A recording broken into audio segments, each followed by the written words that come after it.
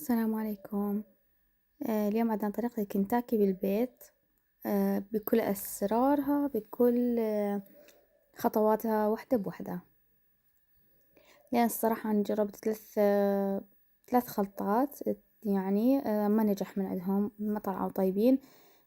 غير هاي، يعني هاي طلعت كأنما هي جاهز نفس اللي نشتريه من برا. الشي الوحيد اللي كان مفروض أسويه إنه بس الكورن فليكس او الخبز اللي انتي راح تستخدموه لازم يكون كلش ناعم.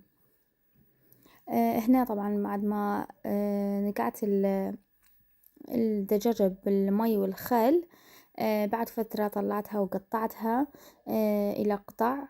لازم تكون صغيرة وتكون كلش ذابلة، يعني ما نخليها بالبراد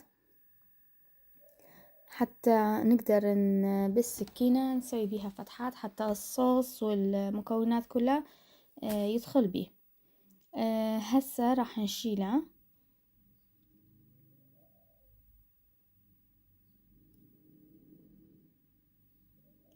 راح اخلي لها مي مرة ثانية يعني. هسه راح اخلي لها ملح.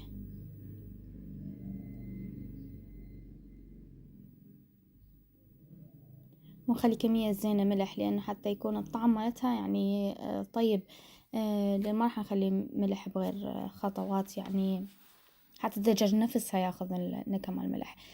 طبعا راح اجيب شي اخلي بيه شوية خردل، تقريبا ملعقتين طعام، وملح ملعقة طعام،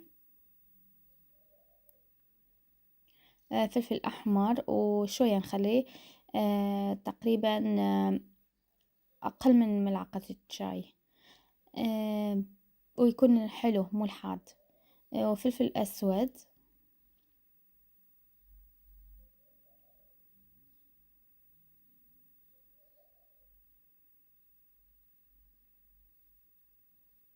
طبعا اتبعوا الخطوات وراح تطلع وياكم ناجحة من أول مرة إن شاء الله. الفقرة كلش مهمة هنا، لازم تخلون لبن، بدون لبن لا تستغنون عن ولا مكون من المكونات.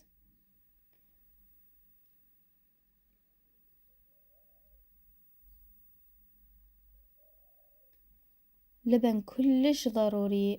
أحسه يروح الزناخة مالته هيجي، يعني ينطي مقرمش بعدين هيجي كلش كلش طيب. راح نجيب مي يكون حار كلش حار. راح نخلط المكونات اللي خليناها.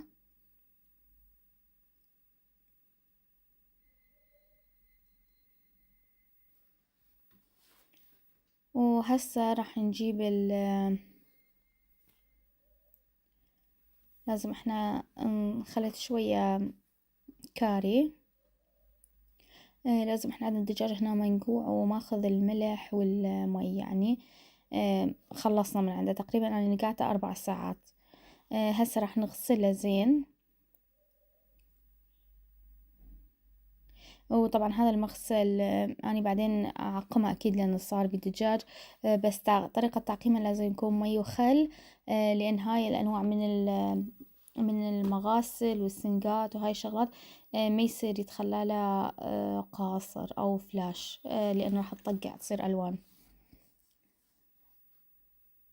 هسه هذا اللي سويناه راح نخلي بيه الدجاج وراح أتركه هنا. ايش قد تقدرون تتركوه زين يعني. أنا تركته تقريبا 4 إلى 6 ساعات، تقدرون تخلوه. أنا خليته 4 ساعات.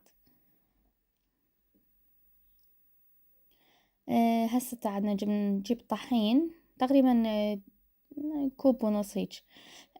ملح، فلفل أسود، شوية كاري، نفس المكونات اللي خليناها للدجاج. راح أخلطها زين وأخليه أحضره يعني. وأجيب الدجاج همين أحضره، وأجيب الكورن فليكس ومي. طبعا الكورن فليكس لازم تنعموه كثير، يعني أنا كان عندي هو كان كلش طيب، بس بالأكل كان شوية مزعج لأنه كبار. لو كان أصغر كان أطيب بعد أكثر يعني.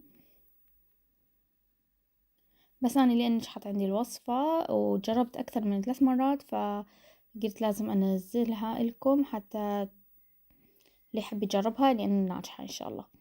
وهنا مي عادي، مي الحنفية. هسه راح ناخذ قطع الدجاج. شوف شو حاطة تغير اللون مالته لأن أخذ النكهة كلها. هسه راح أخليه بالمي، بعدين راح أخليه بالطحين. طبعا هاي شوي كان عندي صعب التصوير لأن دا أصور بيد وباليد الثانية دا أشتغل. مرة ثانية مي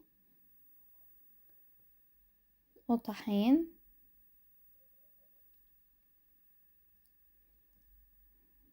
بعدها مي حتى يلزق آخر شي الكورن فليكس. راح نضيف كورن فليكس هسه. إذا تقدرون خبز يابس البقسماط يعني وانتو تطحنوه بس يكون يعني نظيف، ما بي شي هم يصير يعني، لأنه طريقة الخبز اليابس حتى يبقى نظيف بطريقة خاصة. هسه راح أخليهم كلهم بصينية واحدة إلى أن نكمل كل الكمية.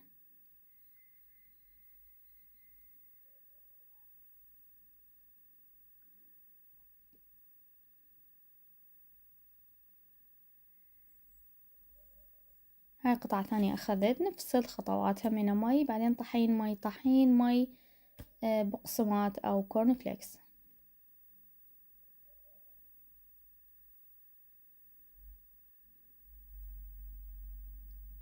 ولا تسوون أقل، لأن أنا جربت يعني جربت خطوات قللت زيدت هيجي ما طلعت طيبة.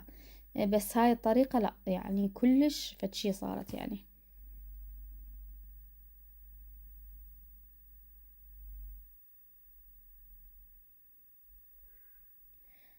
هسه بيها السر كلش مهم هنا. لازم نخليها وين؟ لازم نخليها بالفريز. لازم نخليها بالفريز وتبقى مو ثلاجة، الفريز الجماد يعني. تبقوها نص ساعة، تبقى نص ساعة بعدين نطلعها. ولا ما نطلعها نجيب طاوة تكون عميقة شوية هيجي يعني بيها عمق، ونخلي بيها الزيت بكرم. نخلي بيها الزيت بعدين ننتظر يكون حار.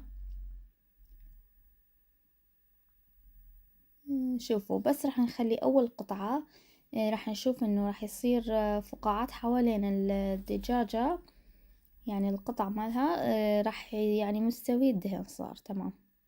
شوفوا بس راح أخليه. شوفوا هاي الفقاعات اللي طلعت بسرعة تطلع، هي هاي معناتها مستوي حرارة الزيت زينة.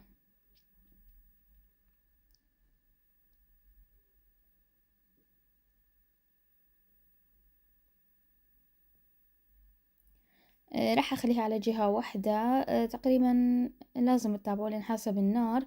بس أني أخذ وياها تقريبا أقل دقيقتين أو دقيقتين مو أكثر يعني. بعدين راح نقلبها نتأكد إن هي استوت يعني.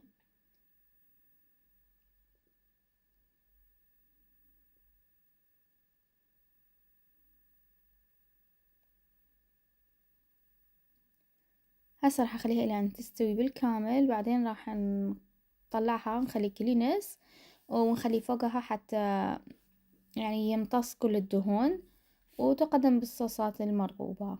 وجربوها وألف عافية.